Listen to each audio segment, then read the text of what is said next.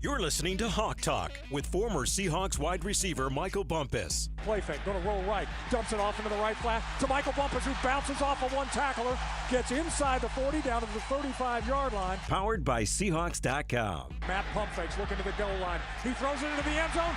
Touchdown Seahawks! It's Michael Bumpus with a diving catch in the end zone. A 10-yard touchdown reception for Bumpus, and the kid out of Washington State has found himself a place on this team. Now, here's your host, Nasser Kyobe. Welcome into another edition of Hawk Talk. Yes, talking about a Seahawks victory bump. The Seahawks taking down the Falcons 34-14. Come on. Needed this. It's been a little bit. Yeah, it's been about, it feels like a month. I know it's like we probably just hit the month, but it feels like it's been a long time. It's a different feeling, man. I mean, I think maybe that's my own energy. Maybe because I look at it with a bad, I get negative and all that stuff. But it's so much nicer to come in with a fresh week. Seahawks back on track. Most importantly, back in first place, Bob. First place in the division, baby. Niners took an L to the Chiefs. I'm sure we'll touch on that in a little bit. But, yeah, back on top. I like that. No, and it feels good. And for Seahawks fans out there also, it was a nice one because we didn't sweat. Yeah. We weren't sweating out there. We felt good about it. The Seahawks team was in control from start to finish. So love to see that. Seahawks improving to 18-5 at those 10 a.m. starts on the road. But let's waste no more time. Let's get right into that game. What had happened? See, what had happened at first What had happened was. On Hawk Talk. Seahawks got things going on their first drive, going 11 plays, 56 yards, had to settle for a field goal after a Ken Walker touchdown was called back after a questionable hold on A.J. Barner. They called it. It's what it was. Seahawks had to settle for 3. Ricky gonna learn. He all right. He all right, though. It wasn't egregious. No, it wasn't egregious. It's, as Ray was talking about it, it's tough sometimes when you're not sure where the running back's going to go. Yep. He cuts back. You're already blocking one way. Anyway, Jason Myers had his back. We get a little field goal, and then the next 2 drive would end in punts before the Falcons would put together an 11-play drive going 52 yards. But Young Hoku would miss a 54-yard field goal. He's been pretty damn good the last couple of years, so that was huge. The Falcons would walk away with no points on that drive. Then the Seahawks would finally get into the end zone on the next drive, going 5 plays, 56 yards, ending with a 20-yard touchdown run from Ken Walker, who we're going to talk about later was a G for what he did on Sunday. He was. Battled through it. It was his flu game, but that made the score 10-0. Yeah, 10-0, way to bounce back, and good for Ken Walker to get his touchdown back, you know? Like, you got one snatched away, you wouldn't got it back. The Falcons, they would answer right back with a nice drive of their own. 9 plays, 70 yards, ending with a Bijan Robinson 5-yard touchdown, bringing the score to 10-7. We knew they weren't just going to go away. They got some weapons over there. After 2 straight punts, the Seahawks will find the end zone again. The Hawks got the ball with 1 minute left and 7 seconds remaining in the half with no timeouts. Geno would lead a 6-play, 68-yard drive, ending with a dime to DK Metcalf. It was a 31-yard touchdown between 2 defenders. Nice cover to Tampa. We'll touch on that a little bit later. That made the score 17-7 going in at halftime. Then the Falcons come out, though. Hindsight, I can respect it, you know, because now I'm not in the game. And I'm looking at the Falcons, and I go, all right, let's see how y'all respond. They come out, and they go down the field. 14 plays, 79 yards. They go for it on 4th down. They find Drake London in the end zone. Kurt was 7 for 7 on that drive. That made it 17-14, and you feel like you're in a fight right now. Yeah, no question about it. The Falcons definitely weren't going to stay down for long. That was a really impressive drive. You mentioned it, Kirk Cousins. But the Seahawks team, they're relentless. They are, at least every time this year, anytime things have gotten close or they've gotten down, they've been super resilient and come right back. This was no different. Seahawks offense would score once again right down the field as Geno Smith would connect with Ken Walker for another touchdown, a great 20-yard reception over the shoulder. He was a receiver. Straight receiver. Making it look too easy. Seahawks go back up by 10, making the score 24-14. Both teams would trade punts in the next few possessions before the Seahawks would deliver the game-sealing blow. Kirk Cousins drop back to pass was strip sacked by Boye Mafe, and Derek Hall picked it up for a 36-yard touchdown. And that made the score 31-14. We'll touch on that play a little bit later as well, But I don't know if it's been fixed yet, but if you go to ESPN.com and even NFL GSIS, it keeps saying that Derek Hall had a 64-yard touchdown return. Really? And I go, hold on, am I tripping? And I look back, I'm like, no, he picks up the ball on the 36. Yeah. But I think they had it on the other 36. Okay, well, for his contract and incentive purposes, I hope they keep it at 64 because who knows what his contract says as far as, yardage on sacks and returns and whatnot. So keep it at 64. He ran it at 64. I mean, don't get me wrong. I'm not trying to take yards out of his, contract, pockets, all that stuff. I'm not doing that. I'm just saying I thought I was tripping because I'm like, Did he run 60? Nah, he definitely didn't. But that made the score 31-14 bump, and it was pretty much it from then on. Yeah, next two possessions, the Falcons would end in their possession of turnovers. Kirk Cousins was picked off by Julian Love and Kobe Bryant. Happy for Julian Love, even happier for Kobe Bryant, because the start of his career has been great. Then he kind of faded away a little bit. Injuries got him back on the field. Jason Myers will also add a 59-yard field goal to make the score 34-14. 59. They lined up, and it was probably good from 67. He had a boot on that thing, man. It looked good. It looked good. So I was happy for Myers and happy for Julian and of course, Kobe. Yeah, and another thing that's been huge for the Seahawks recently is takeaways, right? The Seahawks, it's been hard to come by. So they had 3 in the first game and then 1 in the last 5 games. Yeah, that's tough. That's tough. So that changed on Sunday. Seahawks had not 1, not 2, but 3 takeaways, which was great. And the Seahawks, you mentioned it, they were without starting quarters, Reek Woolen, Trey Brown, Rayshawn Jenkins with the IR, tackle Stone Forsythe. So you're at your third or fourth option to tackle. But it's a true next up mentality, and everyone stepped up to the plate. Michael Jarrell, Josh Joe, Nehemiah Pritchett, Kobe Bryant, you mentioned, all making plays all over the field. So I was really good to see that. Yeah, youngsters, man. Michael Jarrell, I was interested. And everything you keep hearing about Michael Jarrell is that he's extremely athletic. Josh Jobe, can't lie, didn't know he was on the roster, didn't know that the Hawks had picked him up. Glad they did, because he showed up, and 2-9 was out there playing, man. Come on now. Had some pass breakups. It was nice, man. And the run defense was an issue for the Seahawks at times this season. It looked like it was going to be that problem again on Sunday. The Falcons running back Bashan Robinson and Tyler Algier combined for 117 yards on 15 carries in the first half. After halftime, the two managed just 22 yards on 6 carries before the Falcons had to get pass heavy while chasing a double-digit deficit.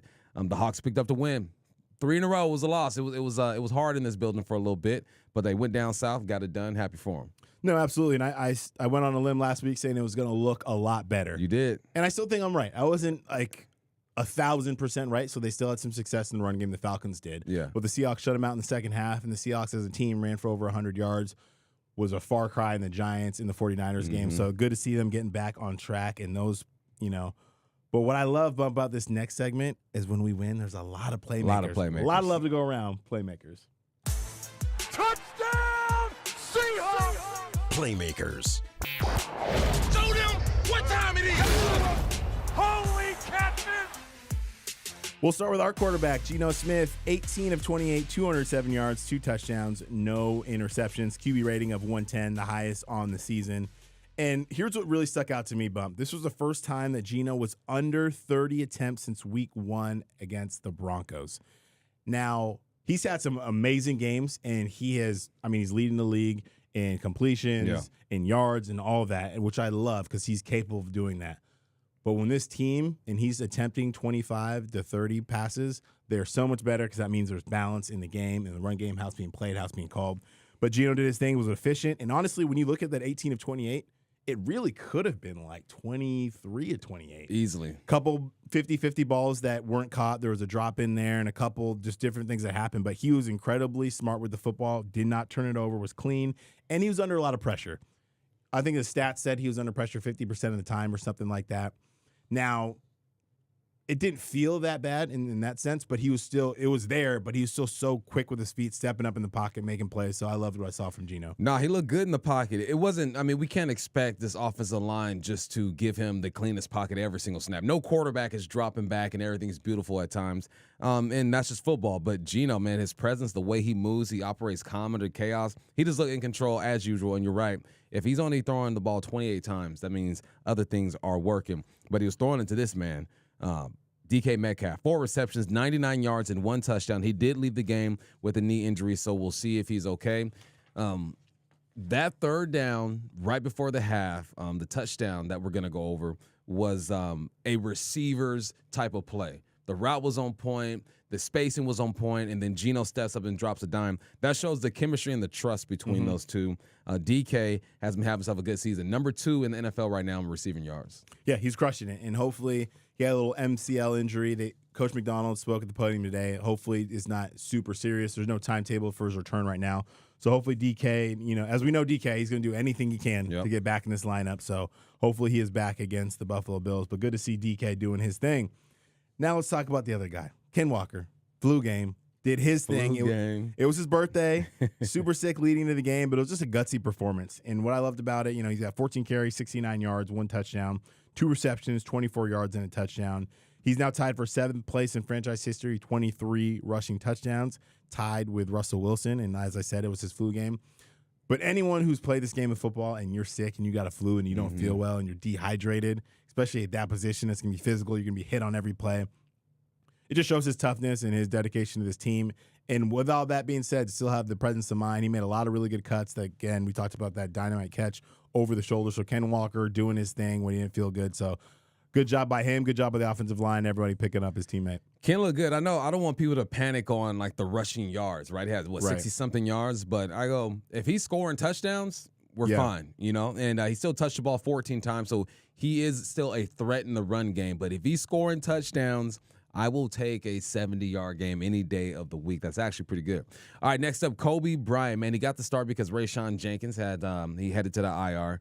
And he played well. He didn't disappoint. He led the team with tackles, 11, had an interception, and a pass defended. It's crazy. This was his first career interception. I feel like he at least had 2, but then I remember both of those were called back for some type of penalty. Yeah. So if Quandre Diggs, sorry. Quandre Diggs cost him for both of them. Hey, the presser, he said he's going to hit up Quandre, be like, look, man, I finally got one. But I was a little bit disappointed in Kobe at first because he slid after the interception. But then he said, I was gassed. I was like, okay, I get it. Slide, get down. But I was happy for Kobe, man. He's been one of my favorite players since his rookie year. A bunch of forced fumbles when he started this whole deal here. He might have got himself some playing time this weekend. And they'll be back there with Julian Love. Julian Love had 9 tackles, 1 pass defended, and 1 interception. Nice to see J Love. J Love seems like he is the official leader of this defense. He's the mouthpiece. He comes out, he talks to the press. Win, lose, or draw does not matter. He leads by example. J Love had himself a good game. Yeah, both of them. I just love the motor they play with, right? Kobe Bryant, that was a nice change. Not a change in the sense of from Rayshawn, but just a change in the sense of like he played with his hair on fire. Yeah. He was going to take some shots. He didn't make every single tackle, but his presence was going to be felt and he was physical. And I just love it when you haven't had that opportunity to prepare like you're going to start and know you're going to start. It's a little different. So Kobe, he's always around the football. Since he's been in this league, he's always in the right spot making plays. So good love to see from Julian and from Kobe. Then to this defensive line, Draymond Jones, Derek Hall. Draymond, I think this was his best game by far the entire season. He was active, 2 tackles, 2 TFLs, 1 sack, 1 pass defended, 4 QB hits. He was incredibly active, and that's exactly what Mike McDonald wanted out of him, right? That's a guy that you want, versatile, can play multiple positions on that front line. So Draymond was balling out. And then Derek Hall. D-Hall's been money all season long. He had 1 tackle, 1 QB hit, 1 fumble recovery, obviously, in the touchdown. But he had more impact on this game than those numbers, too, because that pass rush, Kirk Cousins was feeling it all game long. Yeah. So Derek Hall, Draymond Jones, big ups, huge game. Dre Jones, man, I just remember seeing 55 flashing all the time. Like 55, where's 55? Just flashing across the screen. That's how you know he's getting it done. And Derek Hall, man, we spoke to him this week, and he seemed confident. He seemed like he understands who he is, how he's gotten better, and how he's going to help this football team. And that's an example right there. Just rally to the football, good things happen. You get a scoop and score if you are D. Hall. Leonard Williams is a guy that does not get enough love, and people are talking about this defensive line, and they fail to realize just how important Big Cat is, man. 3 tackles, 1 sack, 1 TFL, 1 quarterback hit. He was active all night. I watched some of the film when I got home the other night, and he's everywhere. He is taking on doubles. He's splitting the double team. He's making Kurt step up in the pocket. We know Kurt was not the most mobile quarterback, so you get him to move. Right. Good things are going to happen, and Cat Williams has been doing it. I couldn't wait to talk about this, man. Josh Jobe. Big ups. You had to give me some notes on this dude, and it's no disrespect to him. I just didn't know much about him. And then when you start reading about him, undrafted out of Philly, played for Bama, won an SEC championship, helped win a national championship. He's got that pedigree in him. You know that he's going to be capable of making plays. That's what he did. 6 tackles, 2 passes defended, and he filled in for Reek Woolen and Trey Brown. Those are 2 guys that this organization trusts. So for him to go out there and have a big game, pat on the back to him. You can talk about next up mentality all you want, but the guys have to come out there and actually execute. Exactly. Because there's a lot of positions, a lot of players who are like, well, they're backups for a reason, but these guys came in here and there wasn't a drop-off in play. That's what I loved about it, and goes right in our next guy, Michael Jarrell. Made his first NFL start on the road. And first of all, shout out because he played D2 ball. I played small college football as well, Division III. So anytime I see any guys that didn't play D1 ball, they're balling in the NFL, I love to see it. But to go from the fields and the stadiums and the training rooms and the facilities that Michael was playing at last year to in the National Football League to starting in Atlanta at Mercedes Benz against Judon, one of the guys that you've watched growing up your whole life, and now you're playing against him in the NFL, the crowd noise. So for him to go out there and do his thing, was he perfect? No, probably not. The film will probably tell you he wasn't perfect, but he did a damn good job and stood up. Geno Smith was sacked one time, and I just love what I saw from him. He was physical. He's athletic. He's an athlete. So those guys filling in, like I said, you can have a next up mentality all you want, but if you don't perform, it doesn't matter. These guys performed. They did exactly what the team needed them to do, and I just love to see it. He was involved with one of the bigger runs of the game, 20-yard touchdown. Ken Walker, him and Christian Haynes. You had the rookie right side got it done, man. So that was fun. Let's get to this wide receiver roundout. Run through some numbers real quick. Mentioned DK. It was 4 receptions for 99 yards along a 35. Noah Fant, 5 weeks in a row now. He's been perfect when it comes to targets and receptions. The first 2 games, I think he was like 1 for 2 and then 1 for 3. Then after that, he's been perfect. He had 4 targets, 4 receptions for 65 yards. Second game in a row where he's had 60-plus yards. Tyler Lockett, 4 catches for 45. Ken Walker, 2 for 24. Smith and Jigba, 3 for 9, but also had a pass, a completion to DK. Big play there. That was funny. I was telling one of my friends, you put a receiver on a double pass, he is throwing the football. He threw it in double coverage. Jackson Smith and Jigba was throwing that thing. Barner had 1 for 5, and then Charbonnet had a reception as well. Yeah, no, that's the other thing too. Is like it's almost like if you call that play, no, that ball's getting thrown. So if you're if you're the intended target, you better run down there and do your thing because and DK had to make a catch too. Oh boy, he had to make a catch. I love what we saw from DK. That was dope. So speaking of DK, we've alluded to it all show. One of the biggest plays in the game was before halftime. The Seahawks did not have a timeout, marched down the field, and get a huge touchdown before the end of the half, making the score 17-7. That's when Geno Smith locked in with DK Metcalf. 3rd down and 15. Geno from the shotgun.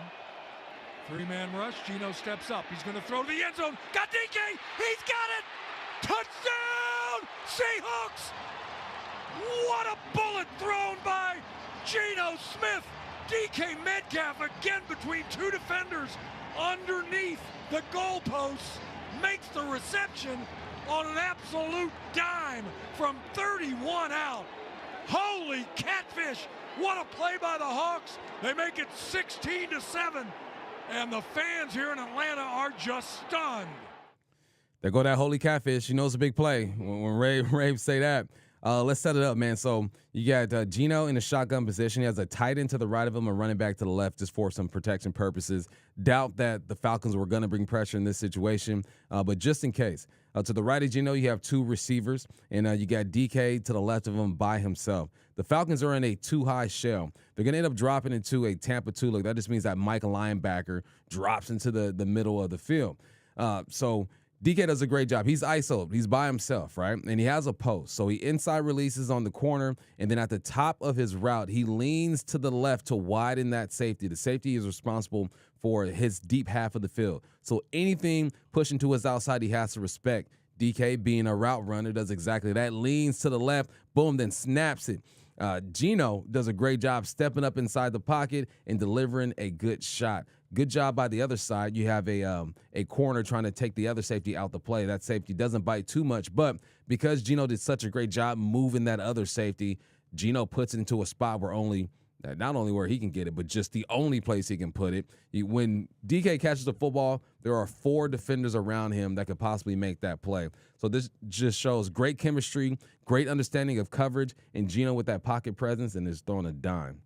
Yeah, it's great by everybody. That's great call by Ryan Grubb. That's great execution by Geno Smith and DK Metcalf. You talked about stemming that safeties in that cover 2 look, and he doesn't turn his hips and run over, but he takes just one step, and it's too much, and he can't recover. Safety on the other side can't make that play. So that's just years of practice. You're those guys getting after it and doing good work. So that was another big play. The other big play we're going to look at is Boye Mafe's strip sack of Kirk Cousins that he picked back up and ran for a touchdown. Boye Mafe is in there in an inside rushing position. Robinson stays in the backfield for Atlanta. Cousins scrambles left side, gets hit, goes down, Mafe, ball comes out. Ball rolling, picked up far side. It's Hall down the far sidelines. He's going to score. Touchdown, Seahawks. Derek Hall on the sack by Boye Mafe. Cousins coughs it up, and Hall goes the distance. The second-year linebacker out of Auburn. He probably has a suite full of family and friends here watching. Cousins had nowhere to go with the ball. It's knocked away from Cousins by Boye Mafe, picked up, and Hall takes it 36 for the touchdown. The Seahawks up 30-14. I'll start on the back end when it comes to this, man. I know the box got it done, but the back end really held it down. You got too high safety look as well. We just talked about the Falcons in a too high look. The Hawks were in a too high look. You got your Terrell Dodson drops into the middle of the field looking to rob any cross or anything like that. But now let's get to the box. And this was fun to see. You have Derek Hall to the left. You have Boye Mafe lined up in like the 3 technique. You have Byron Murphy at the 1. You got Dodson at like a false 3. He's walking up, and he's going to show pressure. And Draymond Jones on the outside. All these guys work together. Derek Hall firing off the football and just bench pressing a grown man into the backfield. On the other side, you got Draymond Jones. His approach is a little different. He give a little wiggle, try to get you off balance, and boom, he drives that tackle into the backfield. Kirk Cousins has nowhere to go. At the same time, you got Boye Mafe, and it looks like they're stunting. It looks like there's a twist with Boye Mafe and Byron Murphy. Boom, you confuse the offensive lineman there. And now this is all desire, man, because Kirk Cousins has to get out of the pocket. You got Boye Mafe using his speed, closing in on him, hitting the ball out of his hand as he tries to throw. And this is why you rally to the football. D. Hall picks it up. He's gone. And guess who throws just enough of a block on a big old tackle? You got a little spoon out there making sure D. Hall gets into the end zone. The thing I love about this play, and Bump, you were a high school coach. You've done it. My old high school coach, Mark Stewart, is now coaching at Everett High School. Shout out, Coach Stu. Yep. This is a play I feel like if I was in high school, we would be watching the next day. Oh, yeah. Because you want to talk about effort? Uh-huh. Devin Witherspoon, when that ball is sack fumbled, he's in coverage. He's about 20 yards away from the football. That's great. And he just puts on another gear. And that's whether you're right. I think there's a play like this happened a couple weeks ago. I want to say it was in the Red River shootout game. I feel like a Texas receiver did the same thing. Uh-huh. Whether you're running down there to celebrate or not, it is effort. You can't teach that. Yeah. Like, coaches hope that you have that kind of effort. You either have it or you don't. And the way Spoon plays the game of football, it's at that level 100%. And he gets going. And like you said, that's a big offensive lineman. And he gets just enough of him, because if he doesn't do that, the lineman can push Derek Hall out of bounds. Yep. It's not a touchdown, but he gets money. Whether it's to celebrate or get after it, he just sees the ball on the ground, and he has that instinct, and he is gone. So that's teach tape. If you're a young player out there in the NFL, anywhere you play, that's Pee-wee football, JV, varsity, college. That's how you play the game of football. That's a hell of an effort, which brings us to our favorite formation. We didn't see it for a couple weeks. Been a while. But we're back in it, victory formation. Here comes the Seahawks offense onto the field, and the Vikings defense trudging out there, knowing that one kneel down, and the Seahawks are going to wind the clock down and win this one. It's the victory formation on Hawk Talk. Seahawks back in the win column again with an impressive victory over the Falcons, 34-14. The Seahawks got an early lead and never gave it up. That's how it's hard to underestimate how important it is to play with a lead. It is. What you can do defensively, how you're calling the game on offense. It's completely different when you're down 20 points and you're one-dimensional and you're taking chances, you're doing stuff you wouldn't normally do, get outside yourself. Seahawks play with a lead, and it was really good to see. Could you imagine? Now, a football game is nothing but stress. That's all it is. Who can execute under stress? But the stress Grubb has been calling plays under the past few weeks has been crazy. I'm sure my man was like, this feels a lot better. I'm still stressed out because that's football, right? I got to make sure things are on point. But, man, having a lead, he's the first person I thought about. I go, look how different the game looks and feels when you're calling plays with a lead. So, big ups to Grutz, man. And a lot of guys contributed to this thing. We talked about Michael Jarrell, got a D2 football, man, 7th-round pick. He contributed. Kobe Bryant, man, he was the Jim Thorpe Award winner over there at Cincinnati, man. Josh Jobe, an undrafted guy. Nehemiah Pritchett. I mean, it was nice to say names of guys that we haven't said often. I was a bit nervous at first because you never know what you're going to get. Right. But all these dudes stepped up and played well. Then, of course, Geno did not turn the football over. That was clutch. Yeah. Next man up to these guys meant something. They took care of business. Geno taking care of the football. Huge, huge, huge. Seahawks running for over 100 yards. Yep. Another thing they need to see. And I thought the defense took strides, man. The run defense still isn't perfect, but in the second half, they shut it down. 2 really good backs. And the Seahawks finished the day with 3 takeaways, Bump. Come on now. Huge game coming up. We got the Buffalo Bills coming in this week. We will come back with a preview edition of Hawk Talk. Bump, how we feeling about the Bills? Early preview. Hey, Bills, they do have Amari Cooper now. Yep. Josh Allen has the number 1 weapon. He has not turned the football over in the past game. I think he fumbled the football, but he looks good. To start the season, he was a favorite to win MVP. They stumbled a bit, but they have a good culture, a good foundation over there. It's going to be a tough one. Yeah, we'll break it all down on Thursday about this preview of the Buffalo Bills. They lead the league in turnover differential, number 1, so we'll see how that goes. He's Michael Bumpus of Nasser Kyobe. Remember to rate us on Apple Podcasts. You can watch us on YouTube under Seahawks Press Pass channel. It's been fun, Bump. I love talking about a victory. It's a lot better than a loss. Let's do it again. Let's do it again next week. Yeah. We'll get you ready for the Bills on Thursday, and then the Seahawks taking on the Bills back at Lewin Field this Sunday at 1:05. It's been another edition of Hawk Talk. Thanks for listening.